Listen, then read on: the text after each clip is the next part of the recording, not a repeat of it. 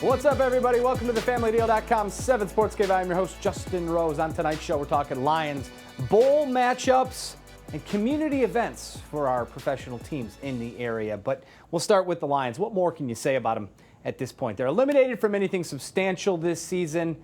They're playing their third-string quarterback, and they haven't beaten a divisional opponent since Week 17 of last year. So keeping an eye on the draft stock, I guess, is pretty much all you have if you're a Lions fan at this point of the year. Vikings, well, they're playing to stay on pace with the Packers as they're currently in the wild card spot. Kirk Cousins, he had a good day today. Came out, started 12 for 12, including a touchdown pass to B.C. Johnson to score the game's first points. Lions defense bent but didn't break. Just 10-0 late in the second quarter. Lions trying to cut into that, but usually reliable Matt Prater misses, and with just seconds to go in the half, the Vikings were able to move down the field and then get into the end zone. Dalvin Cook got in there. 17-0 at the break. Minnesota extended it with another field goal, 20-0, but credit the Lions. Didn't lay down today. They even avoided being shut out for the first time since 2009. David Blau to Kenny Galladay for the touchdown there. 20-7 the final. Lions lose their sixth straight, fall to 3-9-1 on the year. Just thought there was some miscues, some things out there with not everybody on the same page. Communication, it's a loud building, it's a hostile environment to play in, which is obviously good for them and good for them on defense. I think they did some different things to kind of give us a different look, a little bit aggressive with some of the stuff that they did, which obviously worked really well for them with our situation, and they just capitalized on it. The communication has to be better. You have to be decisive and make sure everything is sharp and crystal clear, and obviously we weren't. And credit Minnesota. It's a good defense. It's a tough place to play. But it's frustrating. We didn't put our best foot forward on offense. Kyle Bogey from the Bogey and Wojo show, 97 won the ticket. Also will be featured very prominently on this show in this seat. Does it feel weird to sit over there? Yeah, so you can do the intro for this segment. Right. I'm going to take it to break, okay, so I can prepare for next week when I sit there. Is that Deal. okay? That's a deal. All right, I don't know perfect. Screw it up, though. I'll try not to. Okay, try not to. All right, appreciate that. So, screwing up. Lions. Thoughts? Did they play today? And that's the funny thing is I feel like people around here are so checked out and moved on from the on-field product. They're kind of still waiting in the wings for what's going to happen away from the public spotlight. I guess that's maybe more, they didn't hear anything afterwards like, oh, I'm meeting with Mrs. Ford, or you know what I mean? Like, is that where we're at with this team? It's starting to break everyone. Like, even the beat writers that were in Minnesota covering the game were tweeting out, Tracy Walker is, being helped off the field with an injury, if you care. Right. It's so inconsequential to what we have to discuss, which is Matt Patricia going to get a third year? Is Bob Quinn still the right guy? And is all of this going to just continue into the offseason and head into the draft? I mean, the biggest thing that you can focus on that came out of today, not that, the Lions lost the game or that, hey, David Blau, they scored a late touchdown and didn't get shut out for the first time since, 2009 and the first time against the Vikings since 93. They lost, so that means they have a top 5 pick now in the upcoming NFL draft. Like that's the biggest piece of news that we're discussing at this point. I'm going to bring up the 9-7 comment. Is that why maybe it feels different? We were maybe sold a different fake food around this time around? Well, I've used the comparison of, and I need to explain it because people are going to be like, whoa, the Lions weren't ready to win a Super Bowl. But Matt Patricia, to me, is Brad Ausmus 2.0. No. The Lions were not Super Bowl ready, okay? Like the Tigers were World Series ready when Ausmus was handed the keys to that roster. But it did have a feeling of, okay, Lions are right there. They're relevant in a way, but to get to 10 wins and more and being a real threat, the ball couple of had pieces to go their way and different things like that. Sure, but they needed to add some critical pieces, and Bob Quinn needed to give some more help to Matthew Stafford in creating something a little bit better.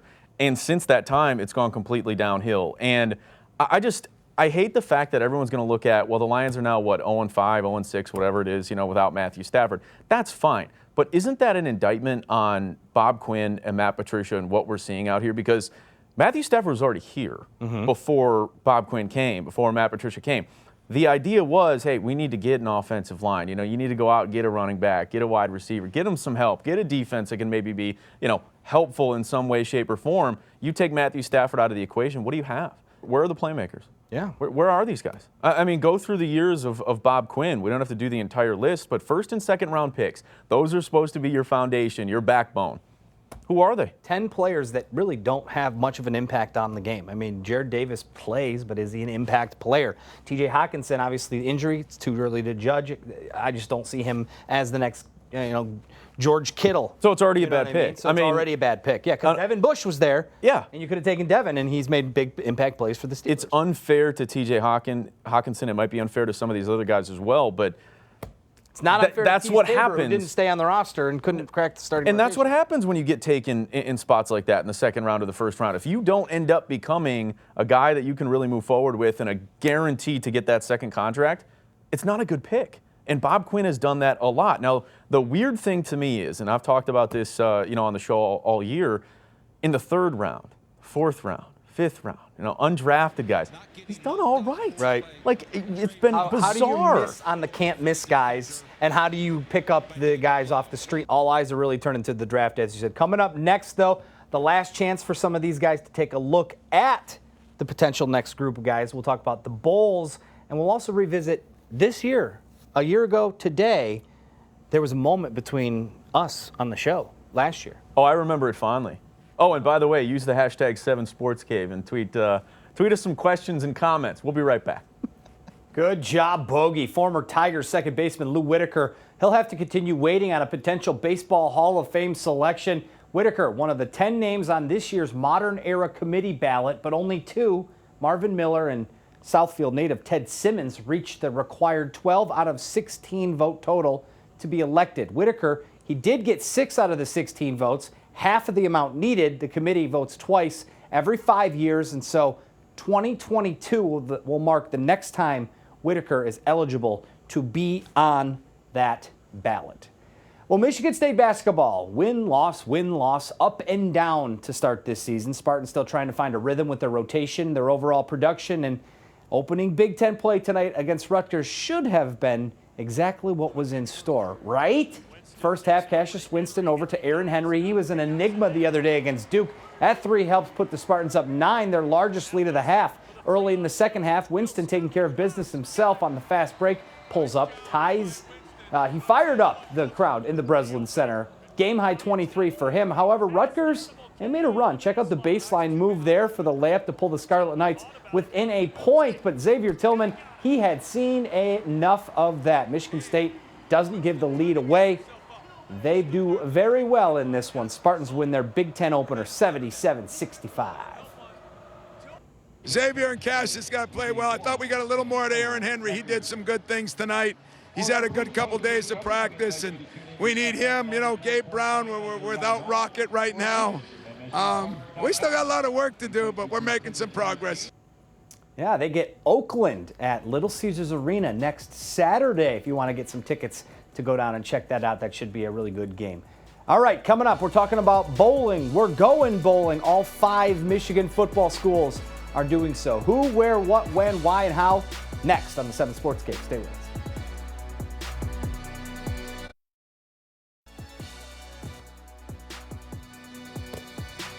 Welcome back to the FamilyDeal.com 7 SportsCave. Kyle Bogey, 97.1 The Ticket, is here. He'll be sitting in this chair the next 2 SportsCave Sundays. Very excited. By the way, in development as we speak is the second installment of SportsCave Holiday Hits. Ooh. So I hope you're ready for that. December 22nd, the album will drop. Drop? I don't understand. I've never understood that. It drops? Yeah, musical lingo. Oh, okay. For artists such as myself, we use like drop the album. I will say it was great work last year. It's going to be... Somehow you saying the word drop. We're going to try to make it better. We'll see. It's still in the productional phases. Bowl schedule is out now. We know the college football playoff, top 4, LSU, Ohio State, Clemson, and Oklahoma. Obviously, no qualms, no arguments, correct? I mean, I think they got it right. I think it's weird, though, that, you needed 1 week to see if LSU was better than Ohio State. I mean, I think their resume was better. They beat better teams. They handled them. Why would you put Ohio State 1 for a week and then they have a bad first half against Wisconsin? Their mind. Yeah, I mean, I think they ultimately got it right, but why put Ohio State ahead, for 1 week? I love the matchups. I think maybe part of it is because the matchups are so good and juicy. Clemson, Ohio State, obviously they have history. Clemson spanked Ohio State a couple of years ago. And then Oklahoma, Jalen Hurts playing for his, 17th different team in 4 years. I mean, with Oklahoma and LSU, Joe Burrow, that story has been awesome as well. The big thing is Justin Fields' knee going to be okay? Clemson favored by 2, early opening line. What, they don't play for like 21 days Yeah, or so I would they got some assume that time. he's going to be okay, but that obviously is a huge key for Ohio State. And I know Dabo Swinney's doing his little, nobody wants us for Clemson and all that, which scares me a little bit. But him saying that they're a better team now at every position than they were a year ago, not so fast. Yeah, It's a quote. You're not going to fool us on that No. one. Okay, so last year, as I mentioned before the break, I had something to say about the matchup with Florida that Michigan got. Let's take a look at that real quick. Florida and Michigan for the third time in 4 seasons. Color me uninspired. I don't love it. You get Florida? You don't even get to beat a name brand. I mean, I'm sorry. Florida is a shell of who it used to be. Yeah. Yes. So I'm okay with being wrong. Be honest. That was one of the biggest moments of your career. Like if there was a Justin Rose Wikipedia page, it would say what? Won a couple Emmys. Actually, what, 3 Emmys now? Okay, I want to be sorry. Let's be clear on that. And then it would be listening. Be careful. Right underneath that. Oh my goodness. I can't believe you have that there. That is embarrassing. I'm kidding. That's amazing for you. And then right underneath it would be made the Miami Herald for trolling Florida and calling it a shell of a program. It is a shell of a program. It still is a shell of a program. Florida will continue to be a shell of a program. I have no problem saying that. You want to know who's not a shell of a program? Alabama.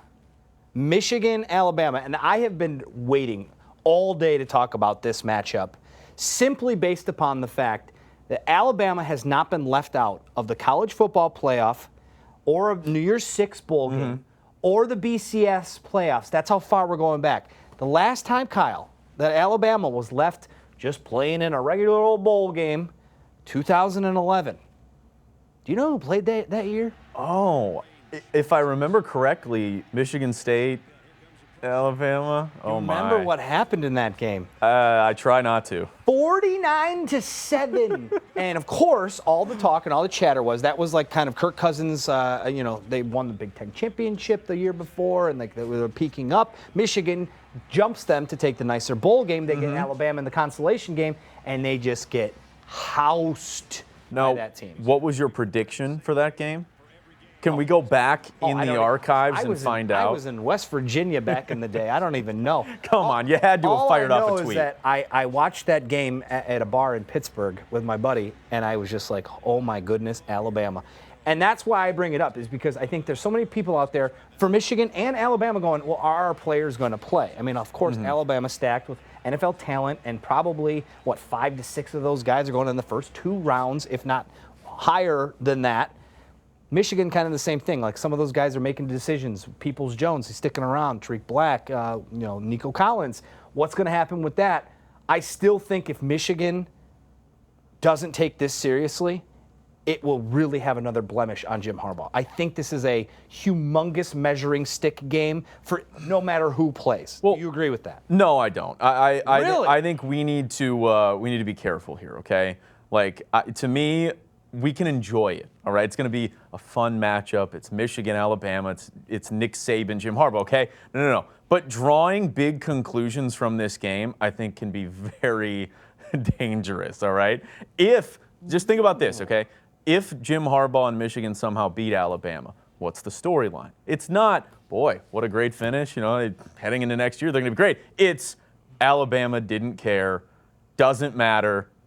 They weren't prepared to play. I will say, if it's a close game and Michigan wins, or if Michigan completely blows them out, then you can find that narrative there. But, I mean, if this game is close and Michigan backups play, who knows if Shea Patterson's going to play? Does he need to? I think he needs to. I don't think he's an NFL quarterback. I guess my point is the narrative of him losing to Alabama badly would look worse, because then it would say they're not even that close to Ohio State, and they're not even in the same stratosphere as Alabama. Yeah, but see, I feel like we already know that. You know what I mean? So I feel like it's a lose-lose. Michigan State, meanwhile, they get the Demon Deacons of Wake Forest. in the New Era Pinstripe Bowl. That game is Friday the 27th. I believe a 3:20 kick in the afternoon. I mean, look, Wake Forest can score points. Michigan State cannot. Are we looking at another embarrassing moment for the Spartans this year? Anyway, tweet us your comments or questions using the hashtag 7SportsCave. If you have any comment on that game. No, it's gonna be tough. And the fact, honestly, the biggest thing that I take from it is Mark D'Antonio is going to wait until after that game. That's the thing. To go through staff changes and who's going to be kept and who's not going to be, instead of getting a jump start like, Herm Edwards at Arizona State, blew out a lot of his offensive coaching staff. Why wouldn't Mark D'Antonio do the exact same thing? But that I think is really bad if you're a Michigan State fan. But I've watched a lot of Wake Forest football this year. Come on, no, you haven't. I have, because I'm a sicko. I'm a freak. I think this is going to be a tough one for Michigan State. Do you think that Michigan State should be obviously 6-6 versus an 8-4 team? They got housed by Clemson, which is the only team really in the ACC that meant anything this year. Yeah. So, I think it's a hashtag program bowl. Hashtag program bowl. Yeah. In fact, let's start getting the hats made right now. Hashtag program bowl. You didn't like that. It'll be great for him. No, I did not. No, I don't think Brian. Because you know what? Like that either. Michigan State and Mark D'Antonio's program, it's a shell of what it used to be. Yeah, put that in the Lansing Journal. Look at this guy. A full circle moment here on the 7 Sports Cave. That's where right. All the dreams come true. Ridiculous. Well, Central Michigan, they are also playing in a bowl game. San Diego State. Western Michigan's taking on Western Kentucky in Dallas, the First Responders Bowl. And then Eastern Michigan gets a really nice home game, if you will, Ford Field against Pitt. Pat Narduzzi coming back to town. First time, though, Kyle, did you know this? That all 5 Michigan football teams have made a bowl game in the same year. I did see that. That's fantastic. All right, like I said, Bogey's going to be here the next 2 Sundays. Take care of him, treat him nicely, tweet him nice things. He's fragile. I'm going to keep that Emmy there just to motivate me. You should. Yeah, I will. Yes, reference it often. Just staring at me. Just staring at I need to step my game up. All right, coming up next, the local teams in the community, while they're not maybe playing so hot, they are still out doing great things, especially this time of year. We'll take you to what the Red Wings and the Lions are doing right after this break. Stay with us.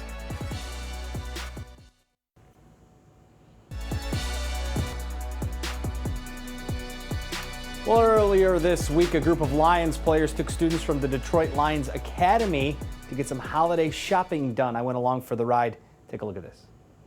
Well, I got this for my great grandma. She said she wanted this. Okay. So I got that. See, my guy looking out for other people, That's not right. just himself. Our students were chosen based on their attendance, behavior, test scores, and grades. Normally it's maybe 25, 30 students. This year we have 45 students that actually did well in all 4 areas and are able to come shop with the Lions. I just feel really lucky to be able to be here with all the kids. I mean, Brooke is great, and all of the girls have been going around getting different jewelry. I think the top of the list was huge stuffed teddy bears, and so Unicorn was pretty close second to the teddy bear.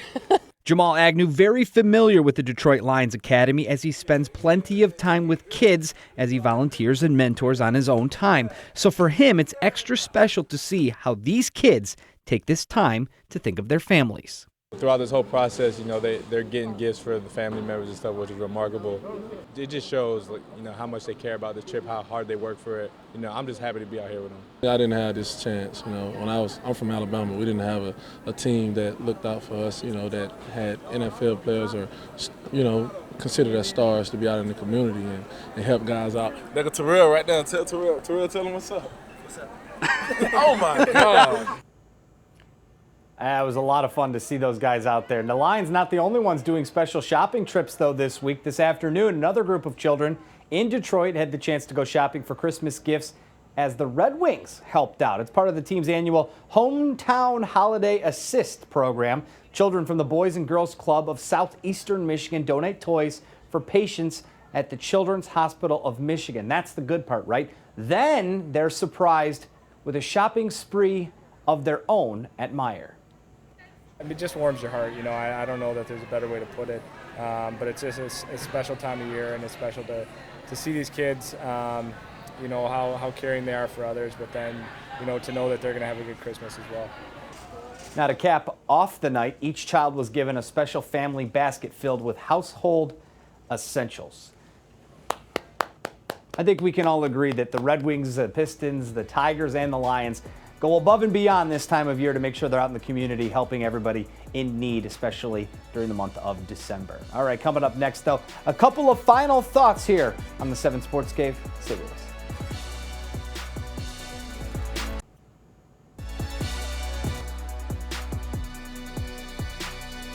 TheFamilyDeal.com 7 Sports Cave. I know Kyle and I touched on it earlier on in the show, but there's the question right now. Is making a bowl game a significant progress for your program or not? Look, we live in the college football playoff age, and Michigan State fans know all too well how it feels to get to that top of the ladder. Now, of course, they didn't win that game, got completely housed by Alabama, but that's not the point. The point is we're building here for what? Building for a 6-6 campaign, as Mark D'Antonio once said, as the baseline of his program, or in Central's case, we building for a reward for a season of well-done work. Here's what Mark D'Antonio had to say about getting into the New Era Pinstripe Bowl against Demon Deacons in Wake Forest earlier today. Should be an exciting atmosphere for our football team. A lot of our guys have not been in New York City, have heard great things about the bowl game from various coaches who have played there, Big Ten and otherwise. Our student-athlete experience should be outstanding there. Yankee Stadium, the opportunity to play there should be outstanding as well. So that's one take on it, of course. You know, the kids are going to go to New York City during the Christmas time. The beautiful city all lit up, the trees and all the lights and different things of that nature. On the other hand, Central Michigan's headed to New Mexico. Yeah, I guess that's one way to look at a winning season. They didn't get the MAC championship done, but Jim McElwain, no doubt, Coach of the Year in the MAC, should probably be considered because he did have the largest turnaround in the country for Coach of the Year nationwide. Here's his thoughts on what a bowl game means to the program. There are a lot of programs throughout the country that work their tails off year-round to get an opportunity to go celebrate a season. Really a great reward for what these guys do throughout the year, to give them an opportunity to go play another ball game and, you know, go enjoy some things. And that's all the time we have for today. Let's go bowling with Eastern at the Quick Lane, huh? See you later.